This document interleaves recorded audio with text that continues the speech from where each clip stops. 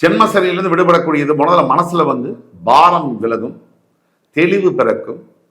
எதை எதிர்பார்க்கலாம்னா நல்ல ஒரு ஃப்ரீ மைண்டு. பிரச்சனைகள் 1000 இருந்தாலும் இதுதான் பிரச்சனைன்னு புரிஞ்சுக்கக்கூடிய தெளிவு வந்து ஃபர்ஸ்ட் வரும். அது வந்தாச்சுனாலே பாதி பிரச்சனை போயாச்சுன்னு அர்த்தம். அதுக்கடுத்து எது எதிர்பார்க்கலாம்னாக்க உடனே எல்லா பிரச்சனையும் தீர்ந்துடும், அதெல்லாம் எதிர்பார்க்க கூடாது. எதை எதிர்பார்க்கலாம்னாக்க நல்ல முடிவுகளை நீங்கள் எடுப்பீர்கள், சரியான டிசிஷன்ஸ் எடு. அதுக்கடுத்து எதை எதிர்பார்க்கலாம்னா புதிய திருப்பங்கள், நியூ லைஃப்.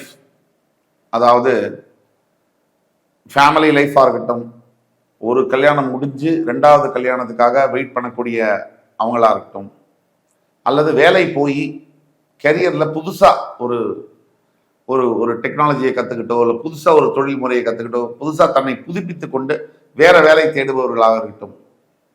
அதே மாதிரி career new life, family new life. அதே மாதிரி ஆரோக்கியத்தில் பல பிரச்சனைகளை சந்தித்து வெளியில் மீண்டு வந்து கொஞ்சம் சரியாகி அடுத்தது ரீஸ்டார்ட் பண்ணும் நபர்களாக இருக்கட்டும். இதெல்லாம் வந்து புதுசாக தொடங்கக்கூடியதெல்லாம் ஜெயிக்கும்.